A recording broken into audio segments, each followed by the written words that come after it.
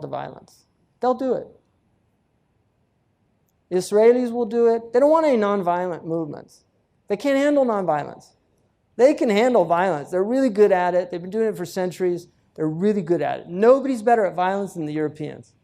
And by extension, Abna'uhum al-American. Nobody's better. Bernard Lewis said, Western people forget the real reason they're ruling the planet is because they have perfected the art of widespread massacre. Nobody can massacre people like the Western people. Muslims would have never developed an atomic bomb. They had to learn that from another group of people. They would have never developed the atomic bomb because لا يعذب بالنار إلا رب النار. You can't punish people with fire except the Lord of fire. He's the only one who can do that. That's his ta'deeb. It's not our ta'deeb. You can't burn people. And that's why it was prohibited in our rules of engagement to light fires and kill people by fire. It's prohibited. And nuclear, I mean, you burn them alive. The people that survive have burns all over their body.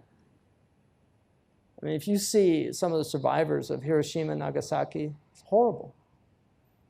So who would do that? So they can handle violence. That's why if you look at the Indian movement against the British, a lot of those were Muslim scholars were involved in that. Study that movement. Like Maulana Azad. He actually grew up in Mecca. He had his own tafsir of the Quran. But he was very close to Gandhi. He didn't see it as contradictory to his own religion because it was pragmatic. Khan Abdul Ghaffur, right? Do people know these names? Who's Khan Abdul Ghaffur? Yeah, he was a friend of Gandhi's, and they called him the Gandhi of the frontiers. He was a Pathan. But they brought the British Empire to their knees with nonviolence. And whenever violence started to break out, they all rushed in to stop it. Because the British, that's what they wanted. They wanted violence. And you know, one of the turning points was when the massacre they did where they just shot a bunch of unarmed protesters. It had a massive impact in England. And this is what people forget. You know, Americans are human beings. Europeans are human beings.